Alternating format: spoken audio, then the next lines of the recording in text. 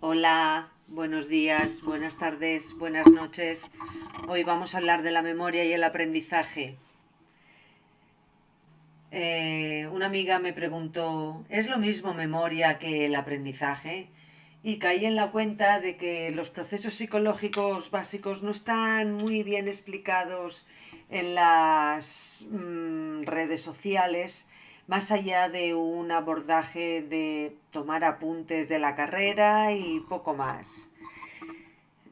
Sí, alguno saldrá diciendo que hay más, que hay un millón de vídeos hablando de eso, muy bien, pero un millón de vídeos es nada en el océano de Internet.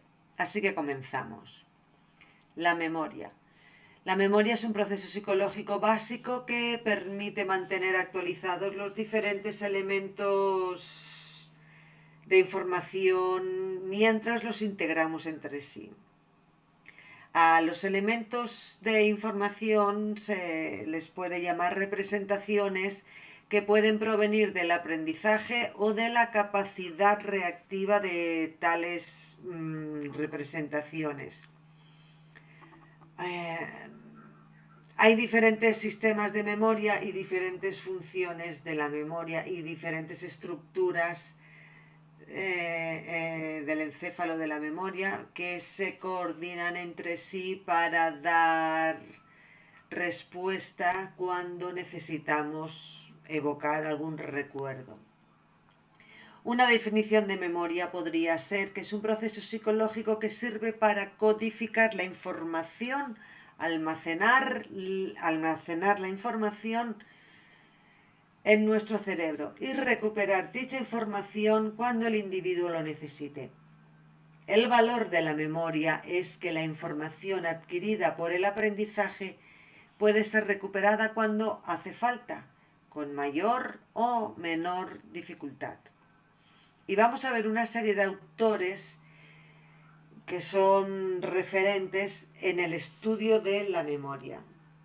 Y empezamos por Hermann Ebbinghaus, que aplicó el método científico experimental en el estudio de la memoria y lo publicó, sus investigaciones las publicó en un libro que llamó Sobre la memoria.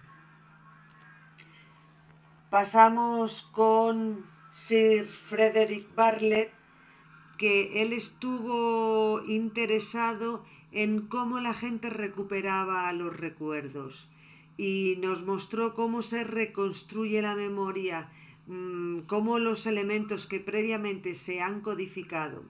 En su libro Remembering distinguió la memoria del pensamiento constructivo, de la imaginación y del fenómeno creativo. Seguimos con otro autor de referencia, en este caso tenemos a William James, que este señor nos dijo que la memoria estaba en el cerebro y propuso un primer modelo dual de memoria, distinguiendo entre la memoria primaria o inmediata y la memoria secundaria o la memoria de larga duración. Y ya a partir de los años 50 nos encontramos que emerge lo que se ha venido llamando la psicología cognitiva, y dentro de un modelo que se llama el procesamiento de la información. En ella nos encontramos autores como este señor de aquí, este señor de aquí que se llama Donald Broadbent, que propuso las primeras teorías sobre la atención selectiva dentro del marco de la psicología cognitiva. Después vinieron otras otros modelos, otras teorías, como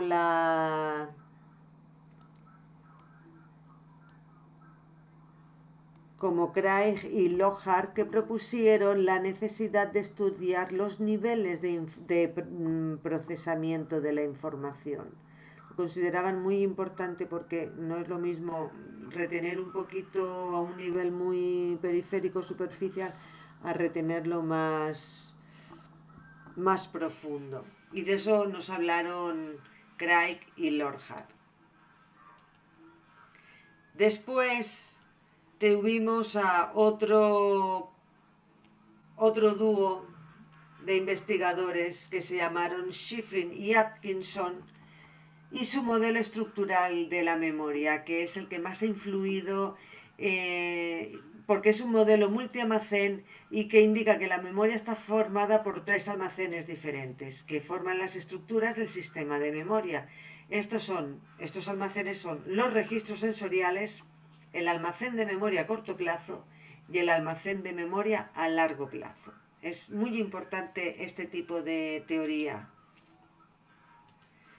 Después nos encontramos que tenemos una representación de la memoria humana estructural y funcional con diversos niveles de profundidad y que queda grosso modo así, más o menos es lo que se viene explicando en las asignaturas de memoria. Como se ve, tenemos 2 grandes bloques, que es la memoria temporal y la memoria permanente. Dentro de la memoria temporal tenemos la memoria sensorial. Esta memoria es lo que se recibe por los diferentes sentidos. Icoico es visual, ecoico es auditivo, áptico es el tacto, olfativo, gustativo, el propioceptivo y el vestibular. El propioceptivo es el sentido que nos indica que nuestros tendones y nuestros músculos están bien, y el vestibular es el que nos orienta en el espacio. Este tipo de memoria sensorial tiene su correlato biológico encefálico en diversas regiones del neocórtex. Seguimos con la memoria temporal, describiendo la memoria a corto plazo, y dentro de la memoria a corto plazo nos encontramos con la memoria operativa, y su correlato biológico lo tenemos en el córtex prefrontal y parietal, en los lóbulos frontales y en la región dorsolateral. El otro gran bloque es de la memoria permanente, esto es la memoria a largo plazo, y tenemos 2 subgrupos grandes e importantes. La memoria declarativa explícita, que viene a ser la explicación del saber qué, que tenemos 2 subgrupos ahí, como es la memoria reciente y la memoria remota. La memoria reciente es la que usamos 2 o 3 días vista. Y la memoria remota se subdivide en la memoria episódica y la memoria semántica. La memoria episódica son los eventos que hemos vivido, y la memoria semántica son los conceptos y las definiciones y términos que hemos aprendido. Tanto la memoria reciente como la memoria remota se encuentran en el lóbulo temporal medio, el diencéfalo y el córtex prefrontal. El otro gran subgrupo de la memoria a largo plazo es la memoria procedimental o instrumental. Es una memoria implícita y quiere decir saber cómo. Y esta memoria implícita procedimental tiene 4 subdivisiones. Entre ellas nos encontramos los hábitos y habilidades, que su correlato biológico está en el estriado. Tenemos el priming de aprendizaje perceptivo, que su correlato está en el neocórtex. Tenemos las respuestas condicionadas con dos subdivisiones, que son las respuestas condicionadas emocionales y las respuestas condicionadas esqueléticas. Las emocionales, su correlato encefálico está en la amígdala, y las esqueléticas, su correlato encefálico se encuentra en el cerebelo.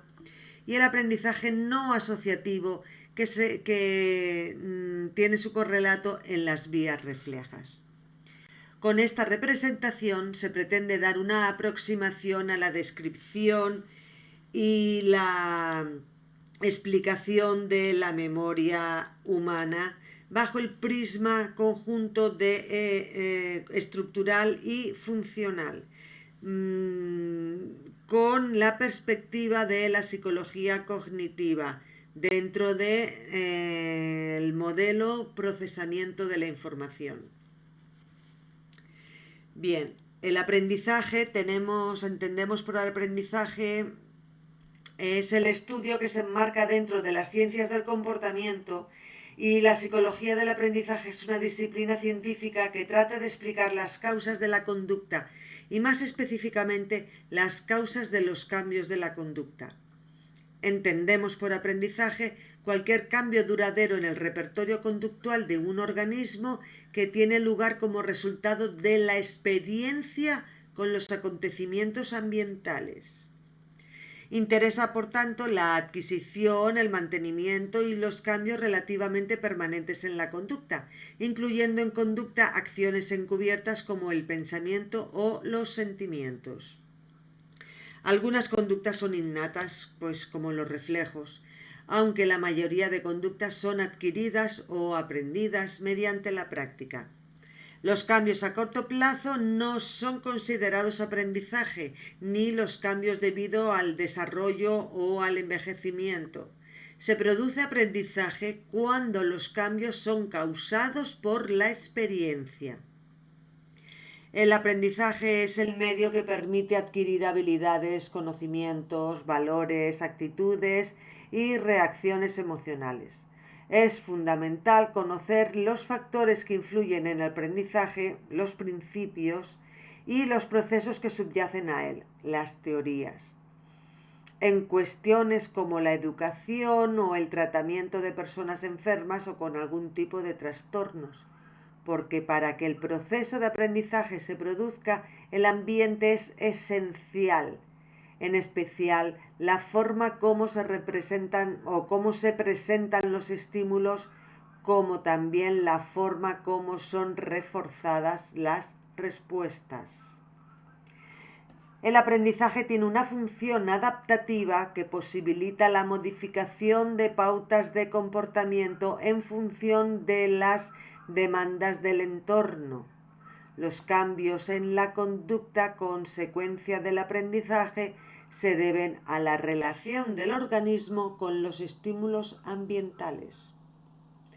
El principal supuesto de la psicología del aprendizaje es que el conocimiento de los efectos del ambiente en la conducta a través del condicionamiento o reforzamiento es la fuente de información más importante para entender el cambio en el comportamiento humano.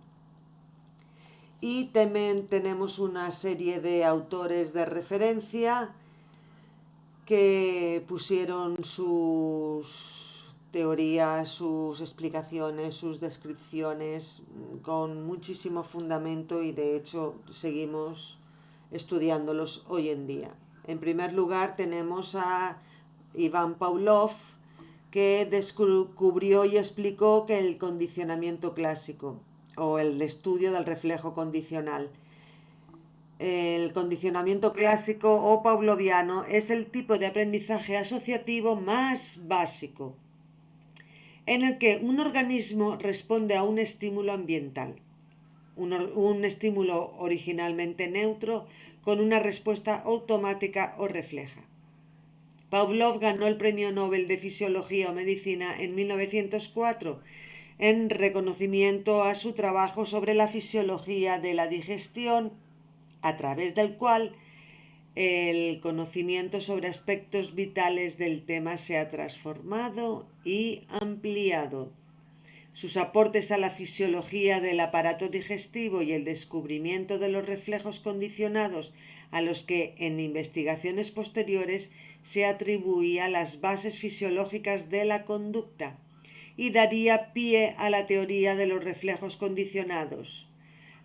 Así que dio aliento al conductismo y la terapéutica conductiva. Todo esto se verá más adelante con los siguientes autores. El principio del condicionamiento pavloviano viene dado por la fórmula estímulo-respuesta.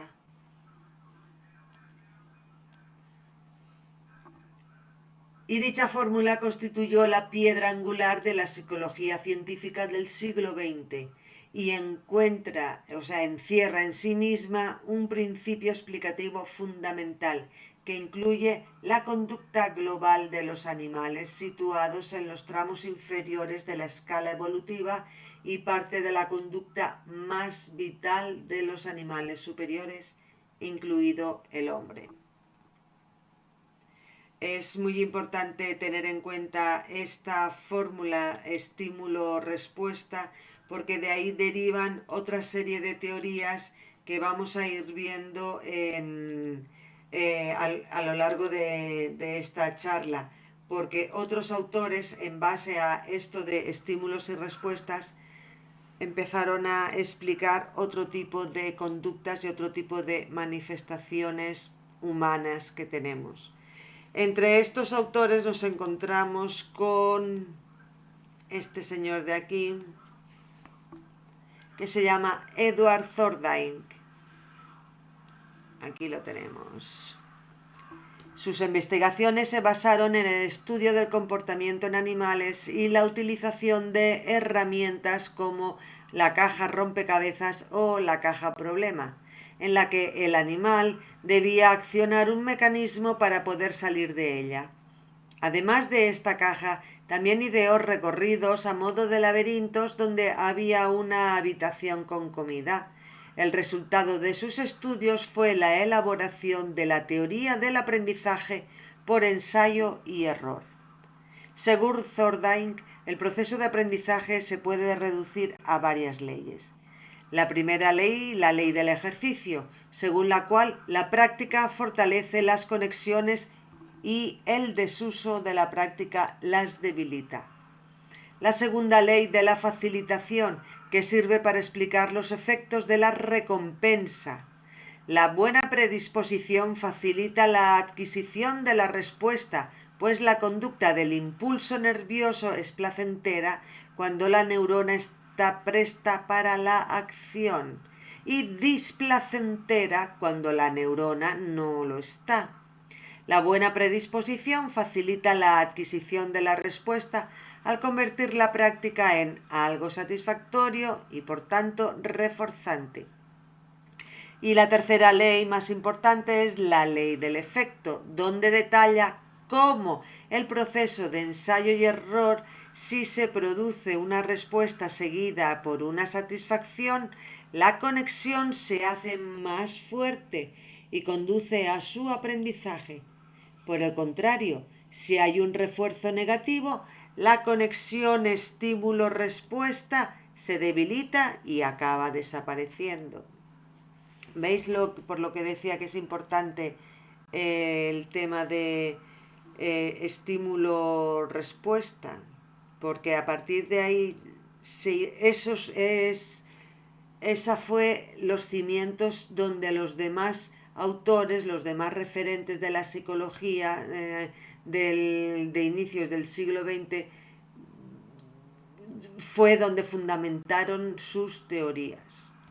Y otro referente lo tenemos en John Brodott Watson, que fue el fundador del conductismo.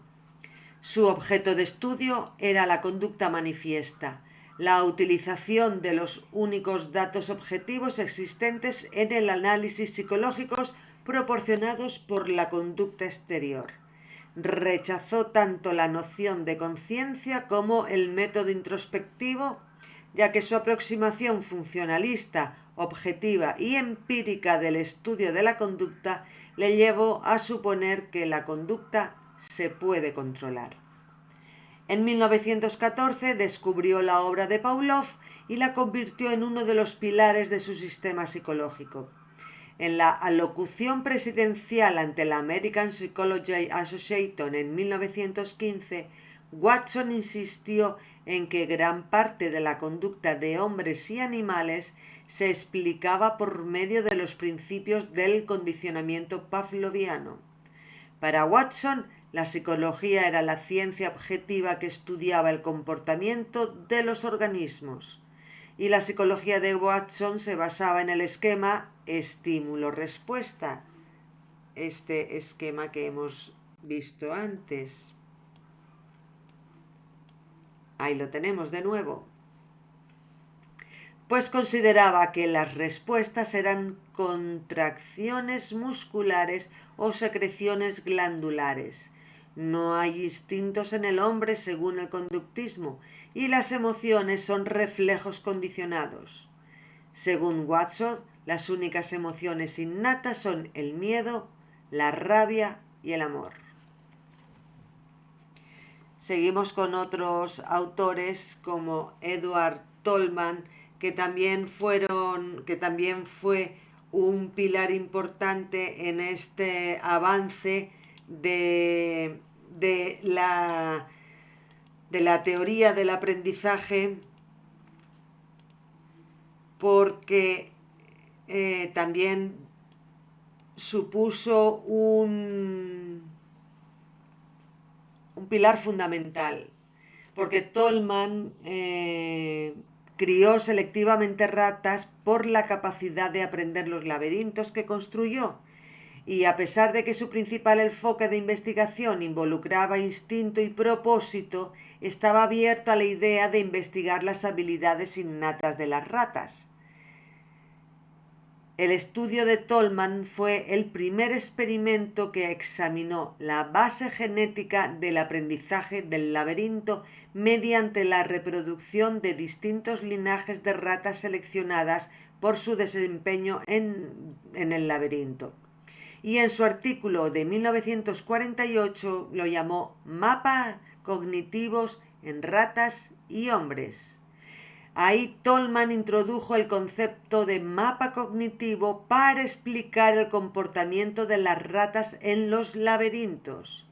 Las contribuciones que Tolman hizo a la teoría del aprendizaje, como el conductismo intencional y el aprendizaje latente, deja patente que cuestiones que no se pueden ver, como las intenciones, hay que tenerlas en cuenta en el aprendizaje.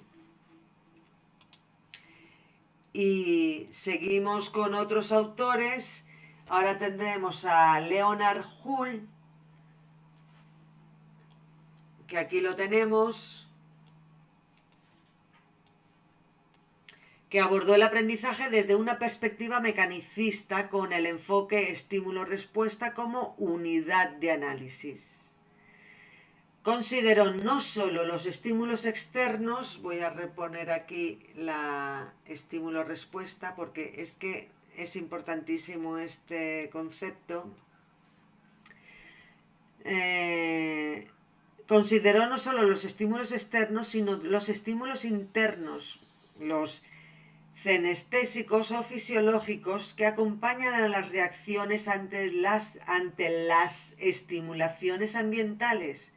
De esta manera interpretó la conducta en secuencias estímulo-respuesta observables y no observables. El modelo de Hull se expresa en términos biológicos. Los organismos sufren privaciones. La privación crea necesidad, necesita activar accionamientos, los impulsos activan el comportamiento está dirigido a una meta. Lograr la meta tiene valor para la supervivencia. Hull es conocido por el efecto o hipótesis del gradiente de meta, en el que los organismos gastan cantidades desproporcionadas de esfuerzo en las etapas finales de la consecución del objeto de las pulsiones. Con Hull se cerró una etapa para asentar una serie de conocimientos siempre basados en el estímulo-respuesta, pero es que el autor que viene a continuación es el que ya terminó de cerrar la psicología del aprendizaje tal y como la conocemos ahora. Este autor tenía también las bases en el estímulo y la respuesta, y aquí lo tenemos, a Frederick Skinner, que en 1931 presentó su tesis con el título de El concepto de reflejo en la descripción de la conducta, y en 1935 establecería la diferencia entre dos tipos de reflejo condicionado: el reflejo condicionado respondiente o pavloviano y el reflejo condicionado operante, que él describió, explicó. La primera vez que aparece publicado el nombre de operante fue en 1937. Skinner introdujo el término condicionamiento operante, que implica que la conducta simplemente opera sobre el medio, pero sin hacer alusión a intenciones. El conductismo de Skinner es radical en el sentido de que la consciencia y los contenidos mentales están en el campo psicológico por derecho propio. El pensamiento y la solución de problemas en cuanto que actividades silenciosas también son vistas como un asunto principalmente de conducta verbal. Describió lo que llamó estímulos discriminativos que acompañan o van antes de las respuestas, pero que no las evocan de la manera que los estímulos evocadores evocan a las respondientes.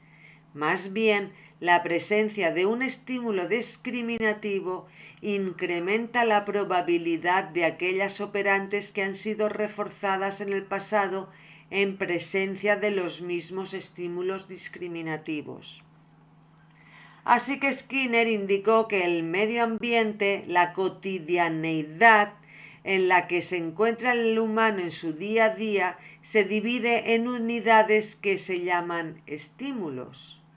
Los estímulos pueden ser elicitantes, provocadores, que preceden a las respuestas y evocan respuestas relativamente fijas y estereotipadas. A estas respuestas se les llaman respondientes.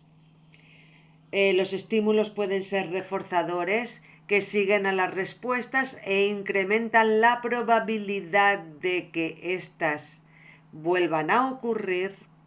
Y los estímulos discriminativos, que acompañan o preceden a las respuestas. La frecuencia de estos estímulos aumenta la probabilidad de las operantes reforzadas anteriormente en presencia de estos estímulos. De esta forma, el análisis experimental de la conducta distingue condicionamiento operante y condicionamiento clásico, y así puso las respuestas, unidades de conducta, en dos categorías: las respuestas respondientes, que es una respuesta innata, refleja y producida por los estímulos que la preceden, o la respuesta operante, que es una respuesta no solicitada o provocada, es emitida espontáneamente por el organismo y es una respuesta que opera en el ambiente para producir un efecto. La frecuencia de esta conducta sí depende de las consecuencias que tiene para el organismo. Y la relación de la... A ver, que voy a quitar esto. La relación que hay entre la memoria y el aprendizaje es una relación simbiótica. ¿Por qué? Porque sin memoria no puede haber aprendizaje. Y sin aprendizaje, que hemos dicho que era un cambio duradero de la conducta porque se ha producido una interacción con el medio ambiente, pues tampoco puede haber memoria. Necesitan una de la otra. El término aprendizaje alude a la adquisición de conocimiento, técnicas, actitudes, destrezas, en definitiva, la información a través de la experiencia, la reflexión, el estudio o la instrucción que produce un cambio en la conducta relativamente permanente. Y el término memoria indica la retención, el almacenamiento y la recuperación de esa información. Y ambos procesos cognitivos se hallan simbióticamente unidos. Y hasta aquí tenemos lo que es la memoria y el aprendizaje, que como hemos visto se autorregulan, se autoabastecen y están en simbiosis permanente. Es un tema apasionante, muy bonito, que espero que otro día sigamos hablando. Chao.